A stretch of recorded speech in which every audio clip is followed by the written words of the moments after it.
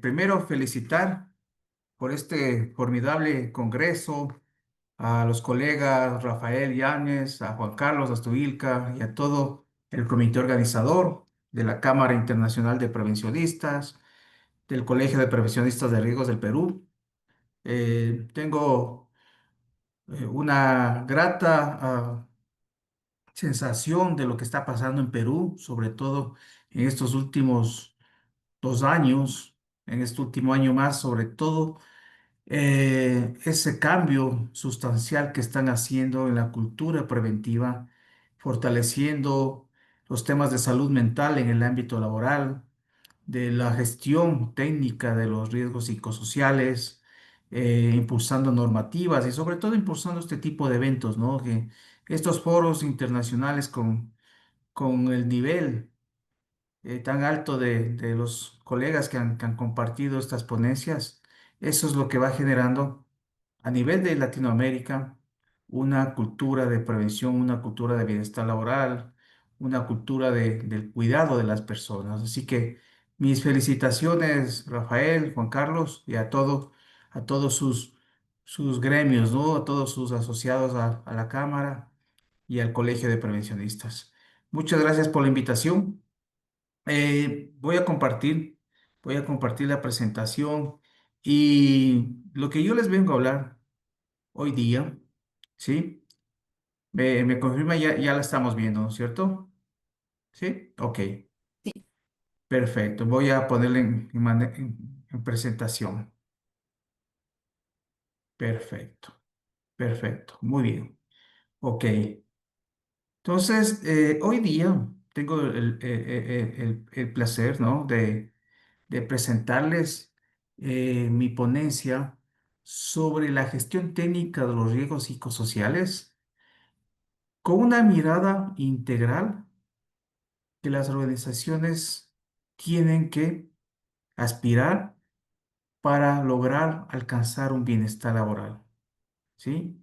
Un bienestar integral en los trabajadores que ayude a las organizaciones a ser más rentables, más productivas. Porque las organizaciones saludables son cuando hay excelentes programas, sistemas de seguridad y salud en el trabajo, cuando hay programas de bienestar laboral, cuando hay excelentes procesos de gestión de talento humano, cuando hay líderes positivos, pero también las empresas tienen que ser saludables desde el punto de vista financiero, para que puedan tener los recursos, los presupuestos para financiar todos estos programas y alcanzar esa ansiada meta de trabajadores sanos, seguros, ambientes saludables, empresas sostenibles. Y la sostenibilidad se la hace en base a una empresa con resultados positivos, con productividad y que nos pueda ayudar a desarrollar estos programas en las organizaciones. Perfecto. ¿Me confirma, Joana, si están viendo la presentación? Sí se puede ver, solo Ok, perfecto. que Ah, no lo amplió toda la pantalla, el PPT. yo le tengo en la ampliada como en mi sector está toda la pantalla. ¿Ustedes no está ampliada totalmente?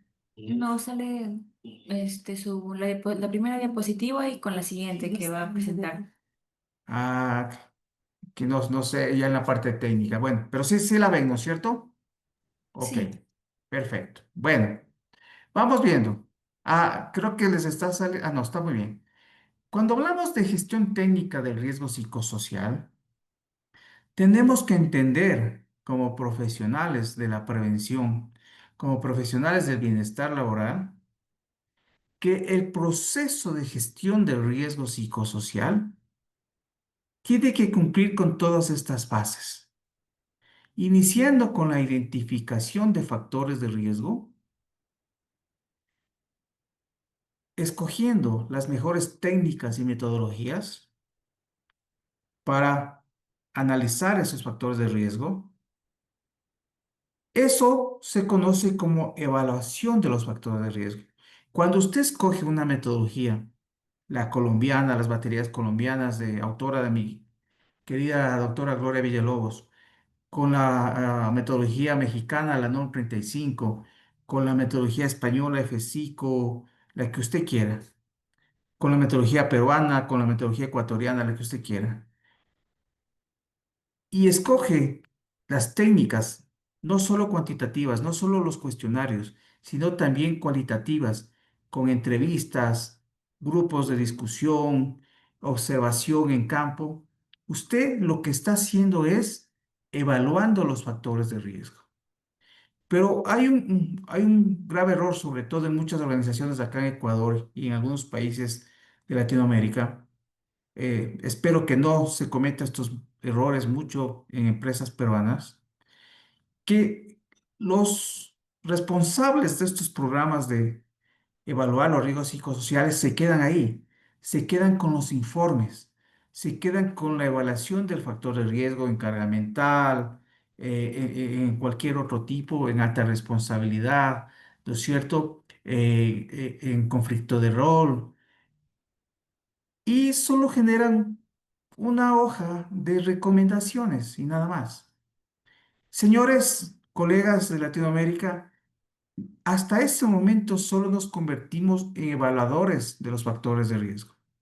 No empezamos a gestionar los riesgos. La gestión del riesgo empieza en la cuarta fase. Una vez que hemos evaluado los factores de riesgo, vamos a proponer los programas de intervención. ¿Sí? ¿Para qué? Para tratar de eliminar esas condiciones de riesgo o esos factores de riesgo que están causando malestar, insatisfacción o enfermando a los trabajadores. Vamos a tratar de eliminar esas condiciones, esos factores, y si no es posible eliminarlos porque es parte del proceso productivo, vamos a tratar de al menos reducir el riesgo.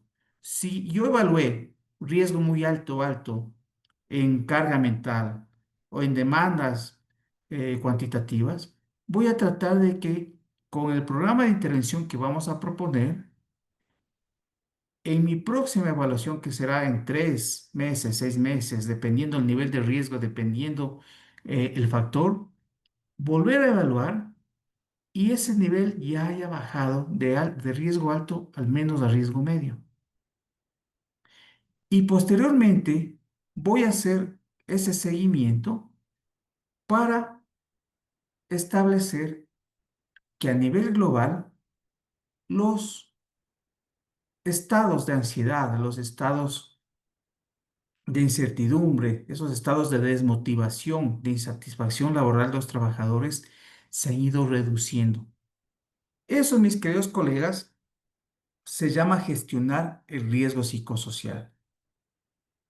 Lo que yo les pido a ustedes, que en sus organizaciones o como consultores, no se queden simplemente en evaluadores de los factores de riesgo, que a veces lo hacemos por cumplimiento legal, pero no todas las empresas, me atrevería a pensar, a lo mejor menos de la mitad de las empresas, no avanzan a programas de intervención objetivos adecuados, porque no han hecho una evaluación del riesgo adecuada, porque solo se han conformado con correr una encuesta. La encuesta solo es un tamizaje, es un screening. Siempre debemos hacer, como dice un colega español, al menos utilizar tres técnicas. Profundizar la investigación de esas condiciones de trabajo con entrevistas, con grupos focales. Si es una empresa muy grande, ¿no? Una empresa como Pronaca, que es la empresa más grande de alimentos en el Ecuador, acá que tiene 10.000 empleados, difícilmente vamos a lograr entrevistar a muchos trabajadores, pero podemos hacer grupos focales. Pero sobre todo, la técnica cualitativa más importante y que nos ayuda mucho a darnos cuenta de lo que está pasando en la organización es la observación. ¿Y cómo hacemos? Saliendo a visitar las líneas de producción, donde las papas queman, observando el tipo de liderazgo, cómo los supervisores, cómo los coordinadores, cómo los jefes se relacionan con sus colaboradores.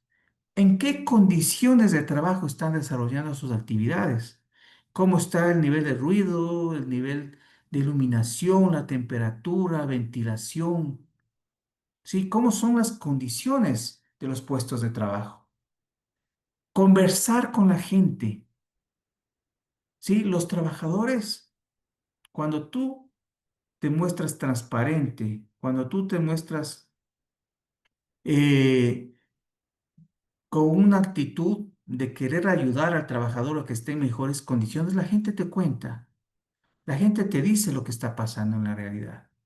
Entonces, es muy importante. Yo siempre les digo a los médicos ocupacionales, a mis alumnos, que ellos no tienen que estar en el dispensario médico las 4 o las 8 horas esperando que el trabajador vaya con dolor, que vaya enfermo.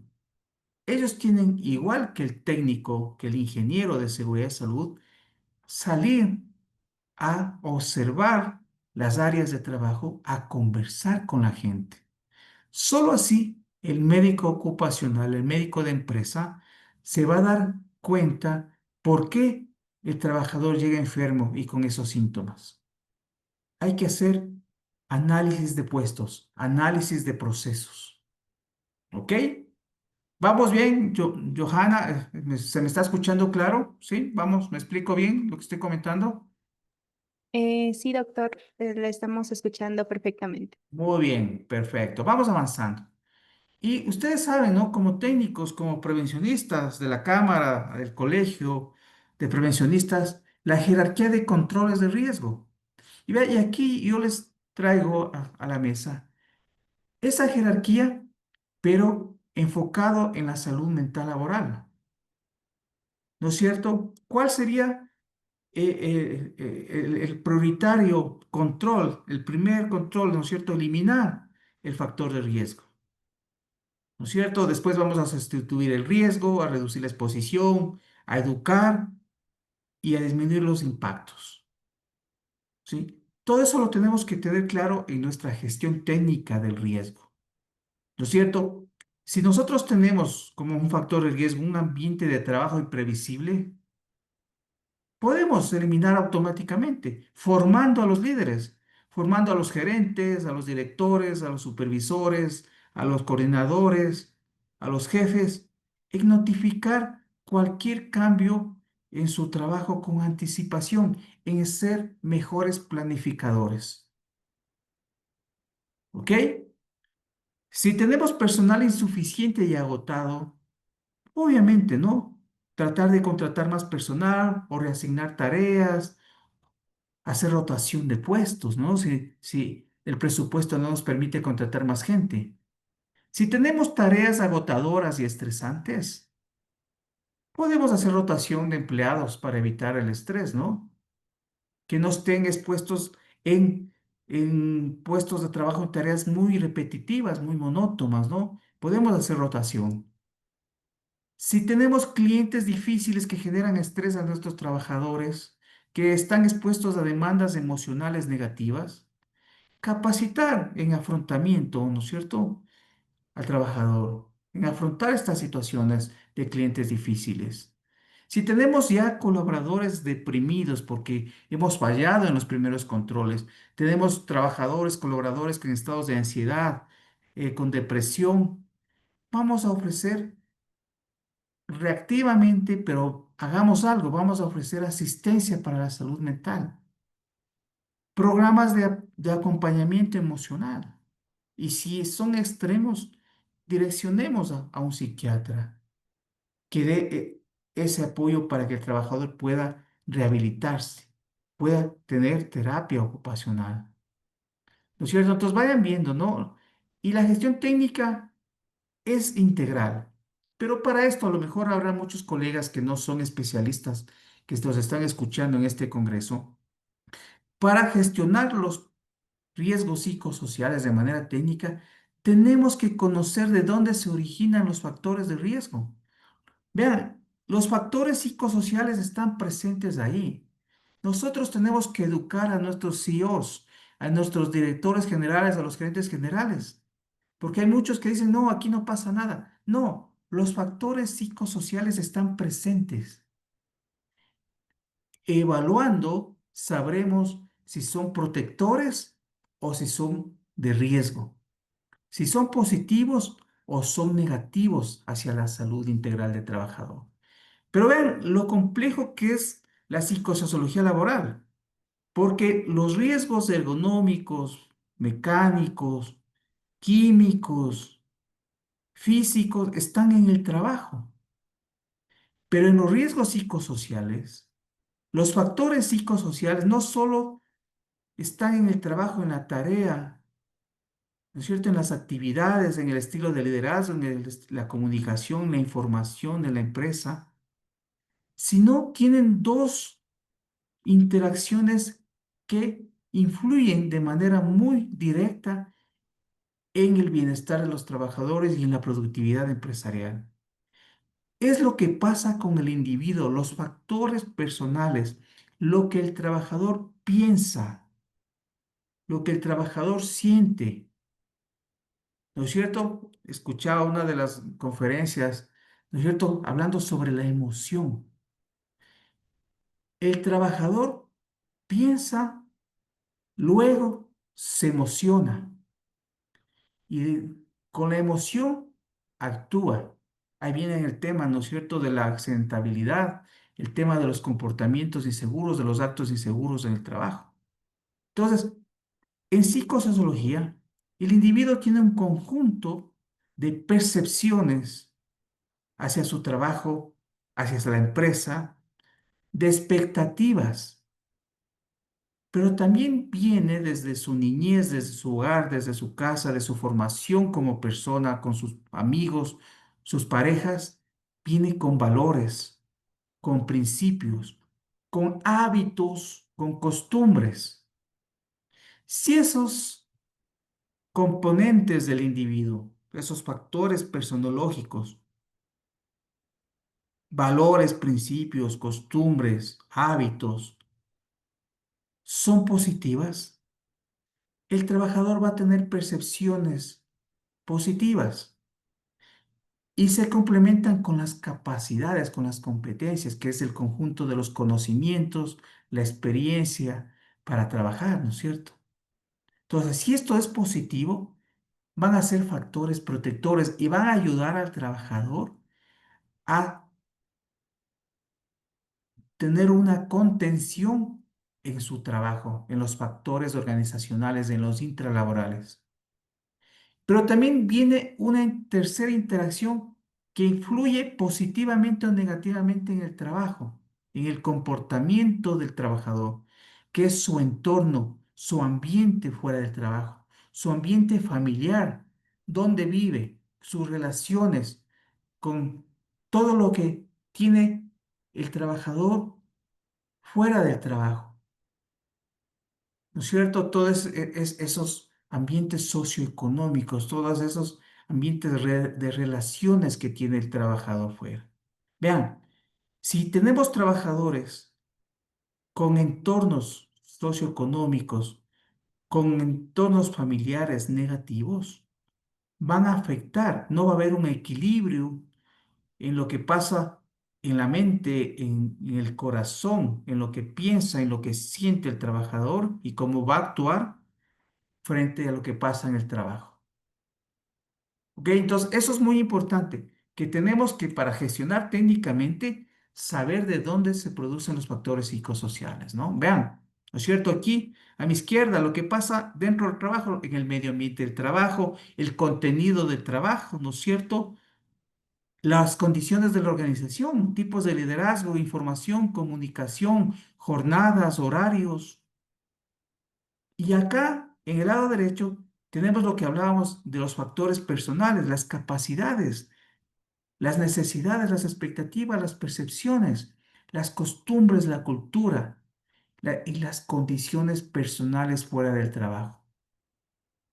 Si estos factores o interacciones son positivas, se llaman factores protectores y van a ayudar a que el trabajador tenga una salud integral física, mental, social, financiera, sana.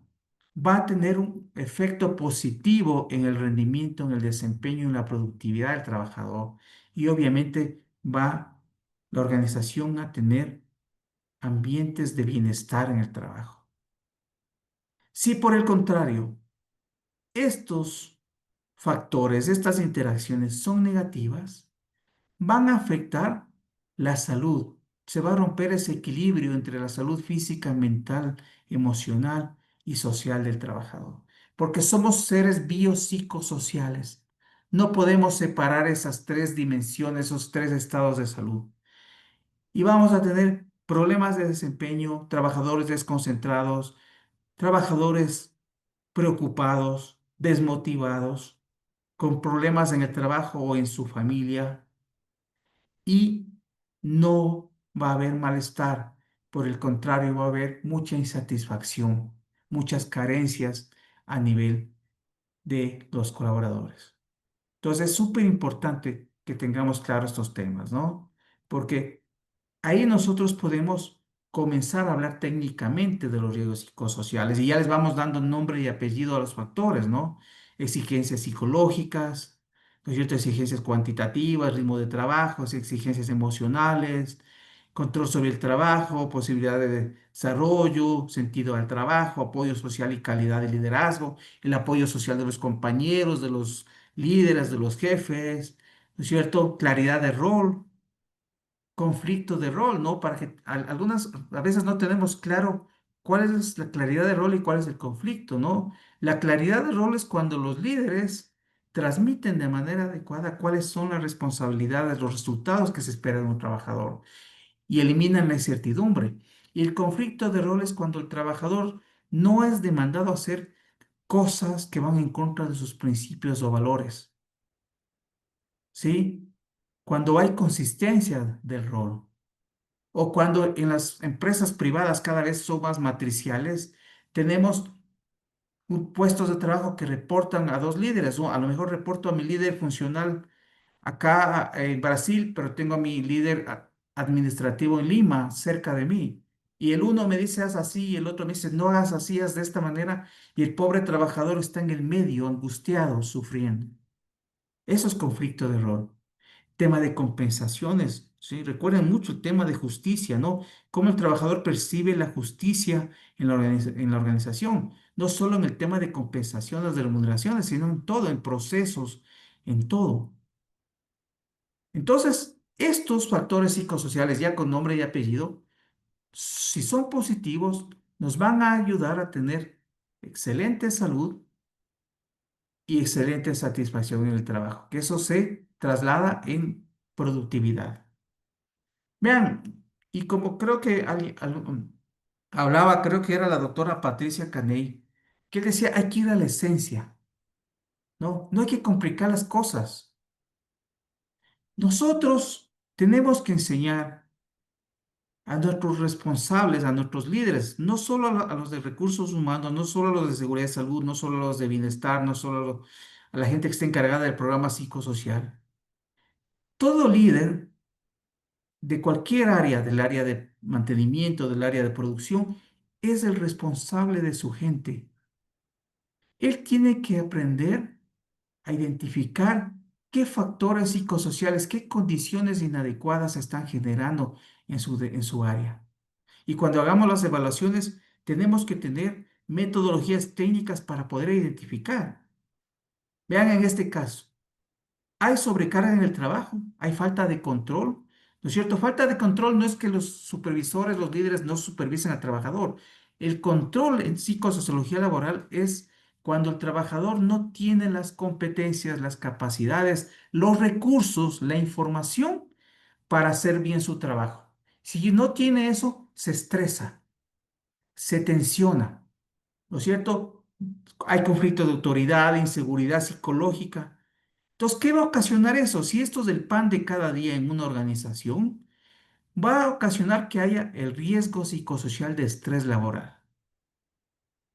Y si ese riesgo es permanente, seguramente muchos trabajadores que están expuestos a esas condiciones de trabajo, a esos factores, van a tener daño.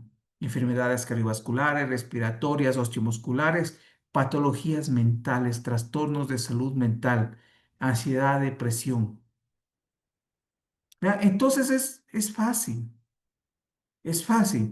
enseñar a la gente. Si yo quiero que ese riesgo sea bajo, que esté en verde, tengo que eliminar al máximo estos factores psicosociales. Y si no puedo eliminar, al menos que la exposición sea mínima. Entonces voy a tener un riesgo bajo y el daño va a ser leve.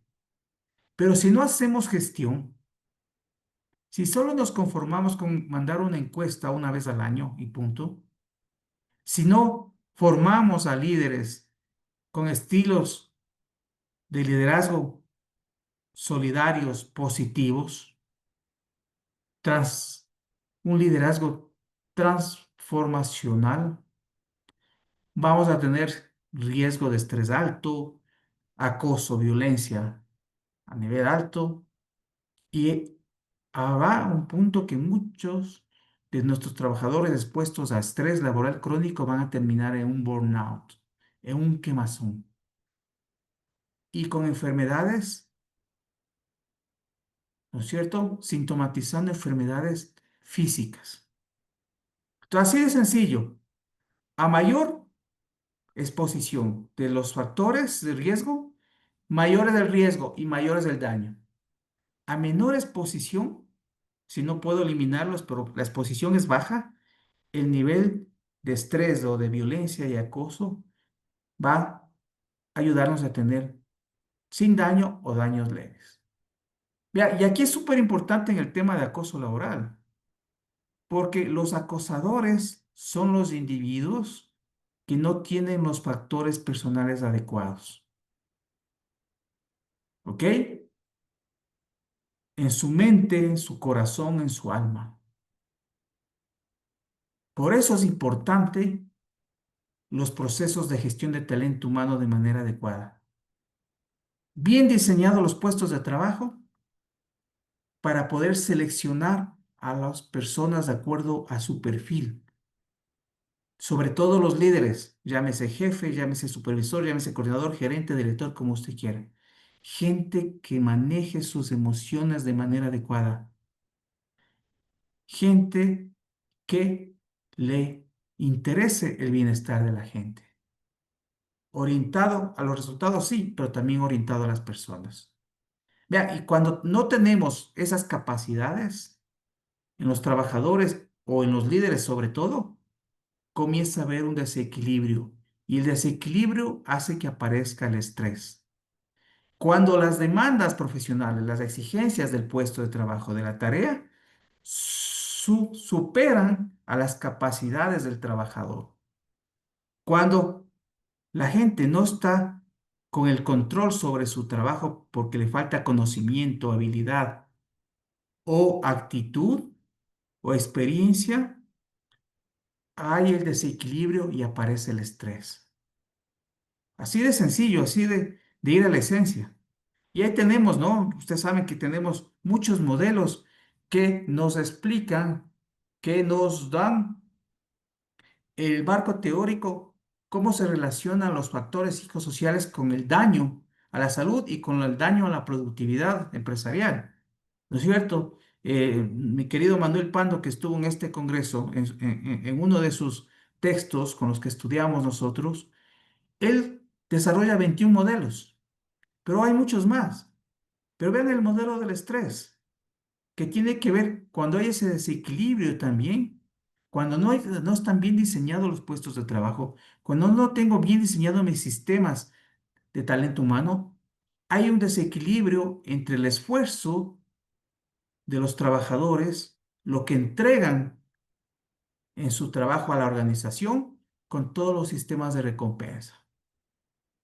Y eso comienza a generar conflictos, procesos inadecuados. Otro modelo interesante que todos conocemos, el de Karasek, ¿no? El de demanda, control, apoyo. ¿Sí? A veces tenemos diferentes cuadrantes, ¿sí? Hay alta demanda, pero bajo control. La gente se estresa y comienza inclusive a ver actividades, comportamientos estresantes por parte de los jefes que terminan en hostigamiento. ¿Ok? Entonces, vea, es importante que conozcamos, ¿no? Los modelos que estudiemos. Y eso influye en el estrés laboral colectivo en la organización, con consecuencias en los trabajadores, pero también con consecuencias en la organización. Y ahí es cuando se preocupa el empresario, cuando comienzan a afectar los resultados de la organización, la productividad. Alta accidentabilidad, baja la producción, errores de calidad. Todos esos son temas que tienen el origen en lo que la mente y el corazón del trabajador produce con sus comportamientos en la organización. Vean, y no voy a hablar mucho de acoso laboral, porque ya mis colegas antecesores de hoy día, Jimena Escorza, que tuve el gusto de ser su profesora en el diplomado de psicosociales del Instituto Argentino de Seguridad y Salud y fue una alumna destacada, habló bastante de acoso laboral. Vea, pero quiero dejarles esta frase del profesor José Román Hernández. Dice, el acoso laboral es una distorsión intencionada de las condiciones psicosociales del trabajo, cuyo fin es molestar y agredir moralmente, psicológicamente a una persona. Y lo malo es que en nuestras universidades o nuestros obreros, en su escaso nivel de educación,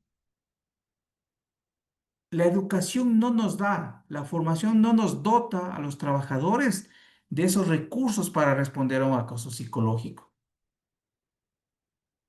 Por esa razón produce un mayor desequilibrio en la víctima y generan trastornos de salud mental, ¿no es cierto? Y comienzan a generarse estos productos en la organización, depresión, estrés, ansiedad. Sí, ya hemos hablado mucho en este congreso y sobre todo hoy día de acoso laboral, porque eso no quiero profundizar mucho.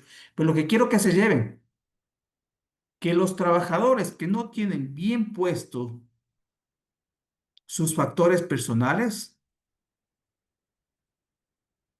¿sí? No tienen una formación adecuada, no han tenido un entorno adecuado, son potenciales hostigadores y acosadores y generadores de violencia en la organización. Por eso la importancia de los procesos de talento humano, como les dije anteriormente, de una adecuada selección de personal. Porque cuando contratamos a alguien al que se integra a la organización, le traemos con todos esos factores personológicos, con esas malas costumbres, con esos malos hábitos. ¿Ok? Muy bien. Y por eso yo siempre defiendo que una de las principales estrategias de prevención de factores de riesgo psicosocial es tener procesos de gestión de talento humano adecuados. Y que estos procesos no solo responsabilidad de los responsables del área de talento humano, gestión humana, recursos humanos de la organización, sino de cada líder. El papel de recursos humanos, de talento humano de la empresa es asesorar a los demás líderes, formar a los demás líderes para que hagan un adecuado diseño de puestos de trabajo, procesos de atracción, reclutamiento y selección adecuados, que aprendan a hacer un diagnóstico, una detección de necesidades de capacitación para establecer programas de capacitación efectivos, programas de evaluación del desempeño de desarrollo de personal, dando retroalimentación para mejorar las condiciones, para cerrar esa brecha de capacidad de competencia, para que no haya tensión, no haya estrés. ¿No es cierto? Entonces, esto es una gran estrategia integrar procesos de talento humano efectivos. Vean, si yo diseño los puestos de manera adecuada, voy a evitar ambigüedad y conflicto de rol. ¿Sí? por el tiempo no voy a extenderme a hablar mucho de estos temas. Si hay planeación del talento humano efectiva, voy a evitar sobrecargas de trabajo. Si hay procesos de atracción y selección de personal efectivos, bien estructurados, voy a seleccionar candidatos con las habilidades socioemocionales, lo que hablaba anteriormente, esos factores personales. Gente que venga a generar y a apoyar a que haya un clima y cultura organizacional positivo. Voy a garantizar ese ajuste de la persona al puesto, que minimice frustraciones, insatisfacciones y desmotivaciones.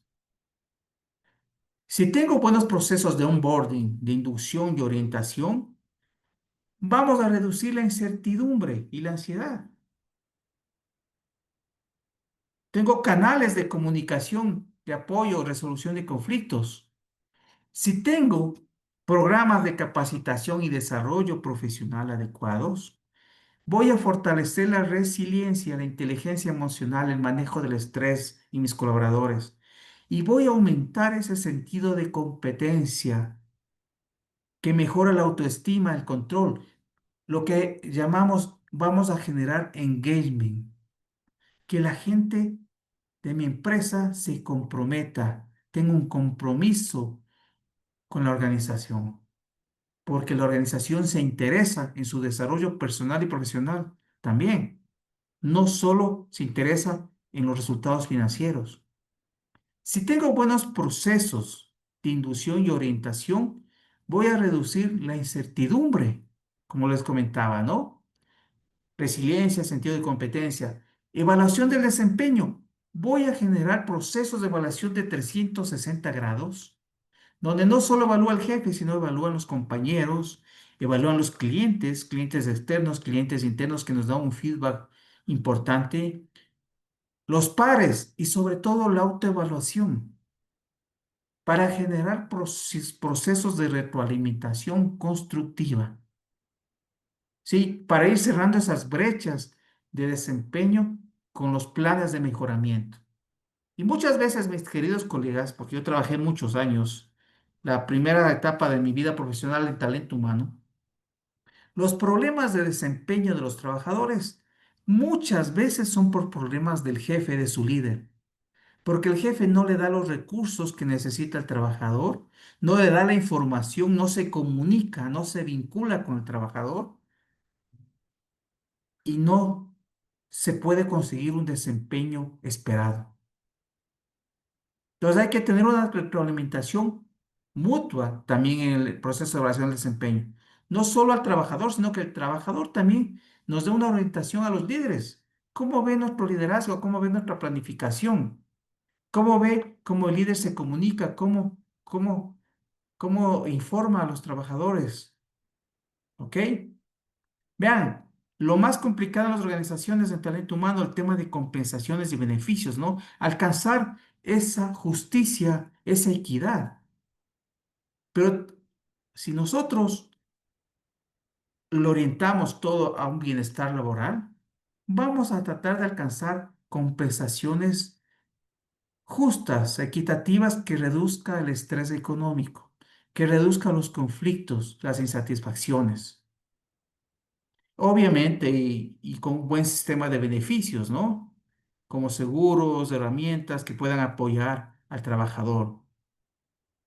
Vean, y en bienestar laboral, ¿qué es el fin, ¿no es cierto? De tener un buen programa de riesgos psicosociales, un buen programa de prevención de riesgos laborales en sí, a nivel general, es alcanzar ambientes saludables, que haya conciliación vida-trabajo, ¿cierto? Hoy en día, después de la pandemia, ustedes han oído hablar del salario emocional. Los jóvenes, los millennials y los centennials,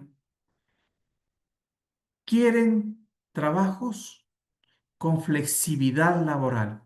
Su salario emocional que más les atrae para atraer talento joven a las empresas es la flexibilidad laboral.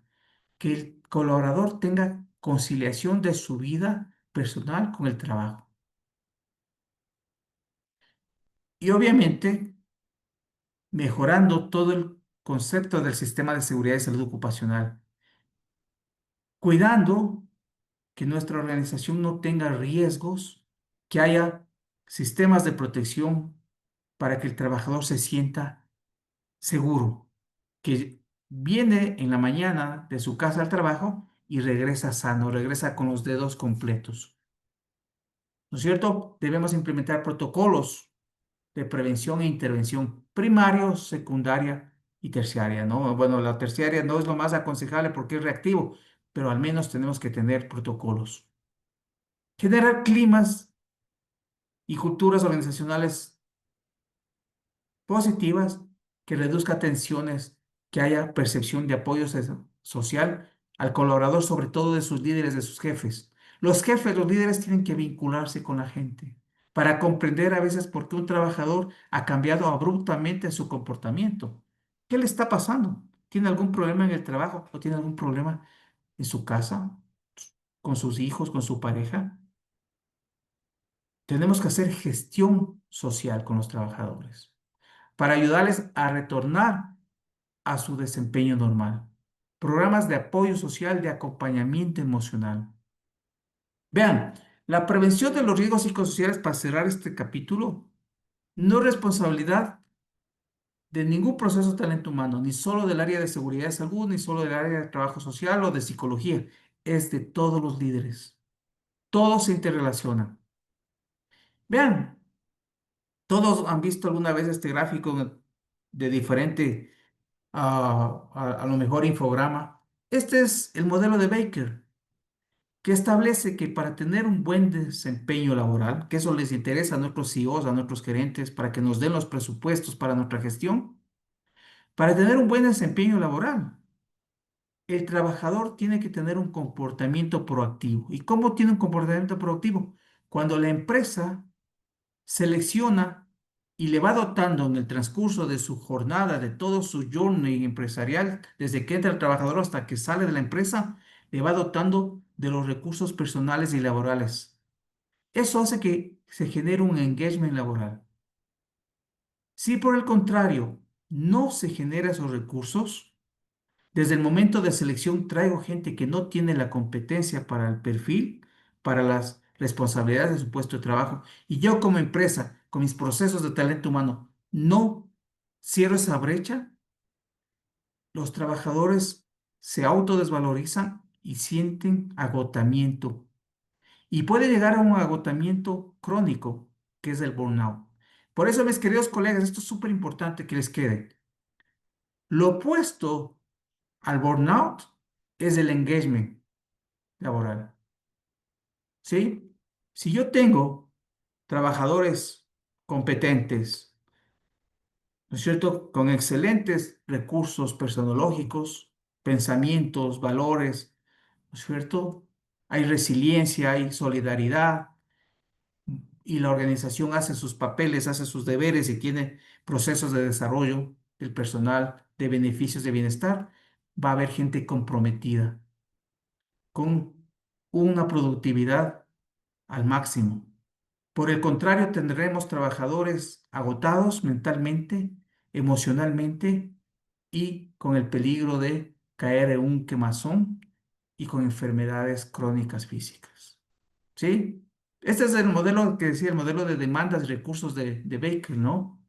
Vean, dotar de recursos laborales, que en la tarea tengan autonomía, feedback, darles apoyo social, un liderazgo positivo, programas de acompañamiento emocional, oportunidades de desarrollo personal y profesional, ayudarles a gestionar el estrés, porque no hay empresa perfecta, no hay líder perfecto. Habrá momentos estresantes de tensión, pero hay que ayudar a los trabajadores a confrontar eso. Recursos personales, gente, yo tengo que traer a mi empresa gente optimista, positiva, con resiliencia y ayudar a desarrollar competencias básicas de inteligencia emocional.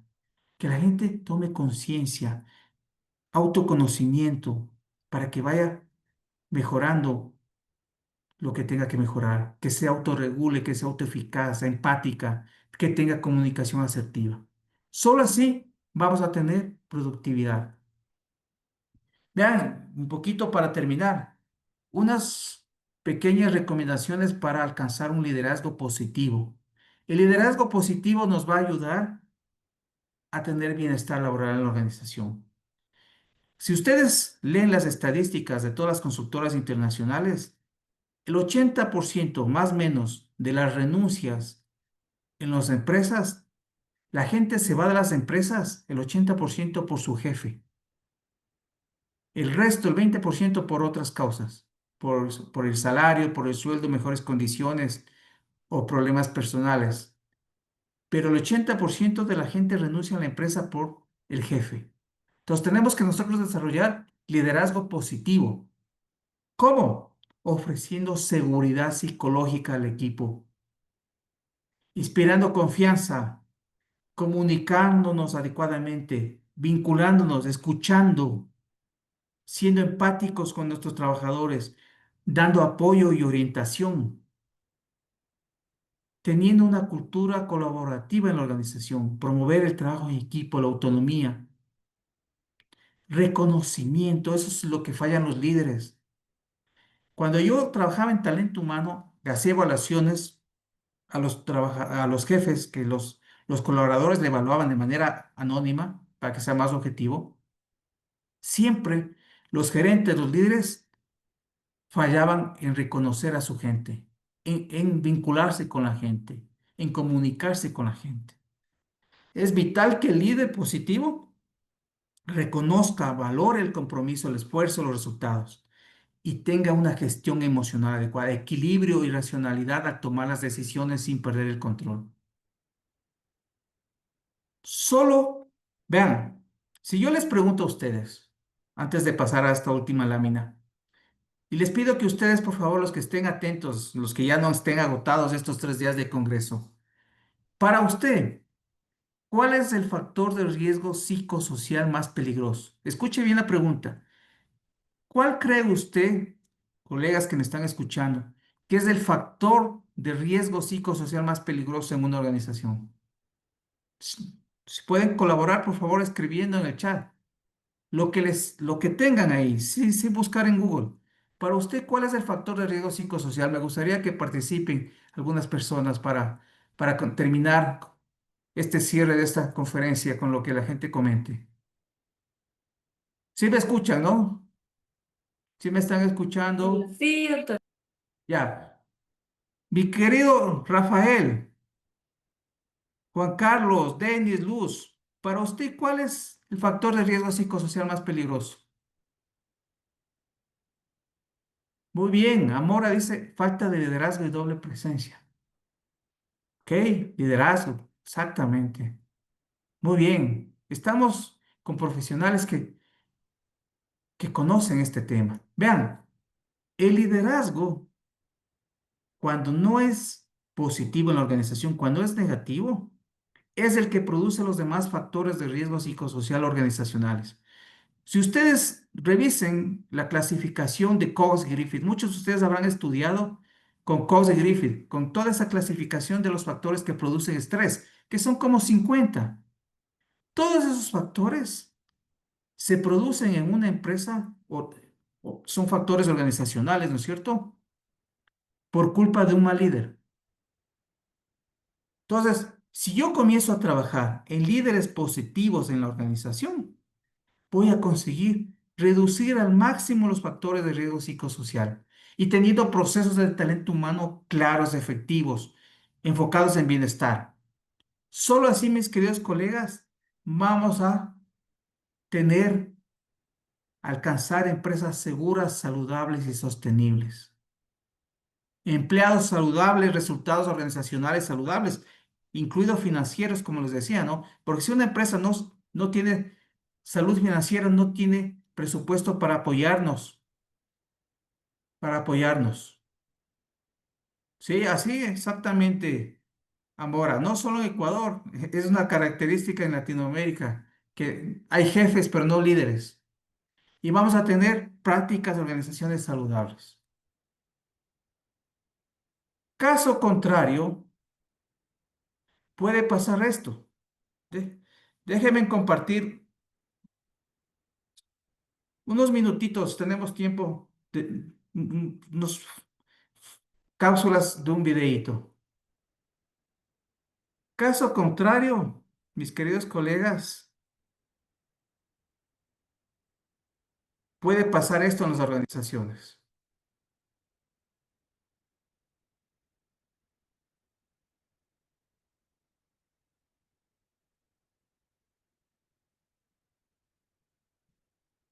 ¿Sí están viendo el video? No, doctor, solo se ve su carpeta. Uy, qué pena, ¿por qué no? Dejen, veamos otra cosa. ¿Por qué no se comparte? Déjeme quitar la presentación. Capaz que es por esto. Es que- Creo que es cuando se comparte en modo de presentación. Parece que exactamente. Ahí.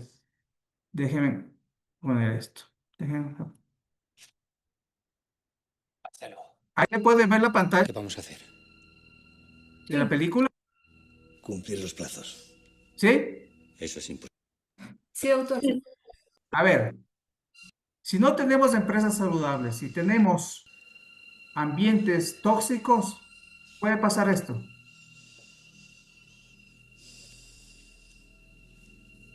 Ese es un líder, ¿no? De una planta industrial, un gerente de área.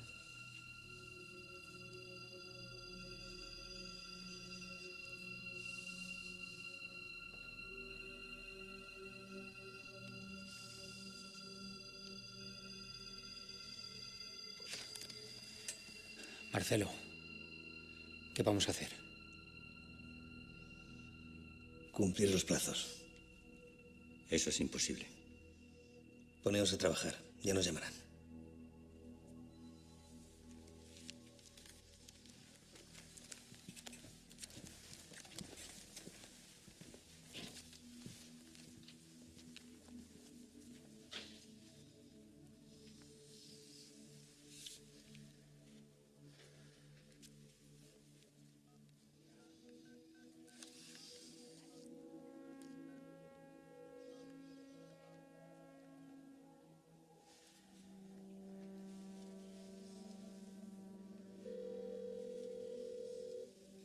¿Sí? Ana, no me esperes para comer, ni para cenar. Buenos días, ¿no? ¿Cuánto contigo para desayunar mañana? Era broma. Bueno, nos vemos esta noche. Si estoy durmiendo cuando llegues, no hagas ruido, por favor. Te dejo que estoy muy liada. Que tengas un buen día, cariño. Un beso. Te quiero.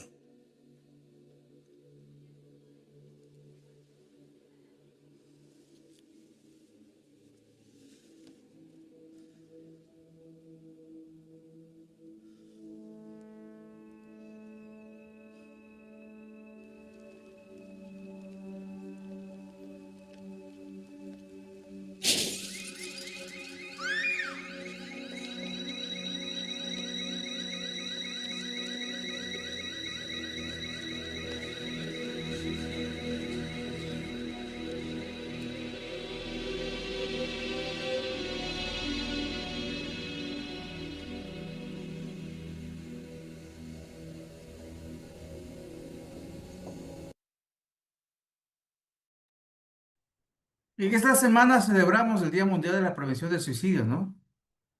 Las estadísticas de suicidio en el trabajo han crecido exponencialmente. ¿A qué se da eso? Se da a muchos factores, pero sobre todo eh, factores organizacionales, ¿no?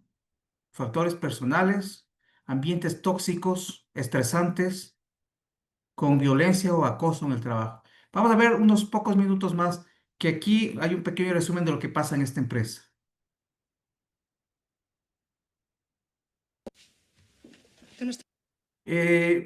La persona que llega es la investigadora, la que la empresa le mandó a investigar, de la matriz le mandaron a investigar en esta planta, porque en esta planta en el último año hubo 3 suicidios. Entonces ahorita se va a entrevistar con el líder sindical. Estabas en Alemania. Sofía. Pedí el traslado hace un año. No lo sabía. ¿Y eso? Me cansé de las salchichas de Frankfurt. Ya. Pero no de las cervezas. No, de las cervezas no. Ni de las alemanas. De las alemanas tampoco. Bueno, solo de una. Más bien se cansaría ya de ti. ¿Y qué tal te va todo por aquí? Alejandro García, líder del comité de empresa. Echándola de menos, señora alta ejecutiva de la central. ¿También me echaste de menos en Alemania? Sí, es que las alemanas son muy rubias. Por cierto, ¿sigues con aquel jardinero? Botánico. Es botánico. Y sí, sigo con él. No pareces muy convencida. Alejandro, ¿por qué se suicida la gente aquí? Bueno, está en el convenio colectivo. Todo el mundo tiene derecho a un sueldo y a un suicidio. Eres un puto cínico. ¿Cínico yo? ¿Por qué? No, cínico, Fresno, por meterte en este despacho. ¿Qué tiene de malo este despacho? ¿No lo sabes? No lo sabes. Este es el despacho... Perdón, era el despacho de Miralles. No me jodas. Bueno, si insistes. Qué cabrón, Fresno. ¿Tú con quién has hablado? De momento con una compañera de Miralles y con... Ah, sí, compañera de Miralles. Ujú. Gabriela... Benasar. Exacto, Gabriela Benasar. Miralles la dejó preñada y ella pidió el traslado, aunque luego lo anuló. Nosotros le ofrecimos asesoramiento, pero no lo quiso. ¿Me estás diciendo que Gabriela estaba embarazada de Marcelo Miralles? Sí, se la follaba casi todos los días sobre esta mesa. Es una mesa muy amplia. ¿Cómo podéis saber todo eso? Sofía, es una gran familia. En Navidad ponemos un arbolito y todo. Cuéntame, ¿cómo es el día a día aquí? Uf, el día a día aquí, ¿cómo te lo contaría yo? Pues mira, Charlotte en tiempos modernos. ¿Te acuerdas de la película? La vimos en mi casa juntos. ¿Te acuerdas? Sí. Pues eso, Charlotte atrapado en la cadena de montaje. Más o menos lo mismo. Lo que pasa que lo de Charlotte es una comedia. Esta película se llama Plan Fresno. Y la trama va de un centro que produce 24 horas diarias. ¿Que no puedes con el volumen de trabajo? No pasa nada. Te quedas más horas por tu cuenta y ya está. ¿Que la cagas? Tampoco pasa nada. En Internet hay un montón de tutoriales de cómo hacer un currículum. Lo que pasa es que a la gente no le gusta hacer currículums porque salimos mal en la foto, así que todo el mundo prefiere hacer 12, 15 horas diarias. Resultado, cansancio y estrés a niveles insoportables. Pero eso sí, los ratios de producción han aumentado exponencialmente. Con lo cual tus jefes en la central tienen que estar muy contentos. Listo. Por honor al tiempo, no puedo producir un poquito más del tema de la película, pero ya se dieron cuenta un poquito, ¿no? Esos ambientes tóxicos, esos estilos de liderazgo, ¿no? Y eso que es fantástico verle al gran jefe de esta planta para darnos cuenta por qué pasan las cosas así.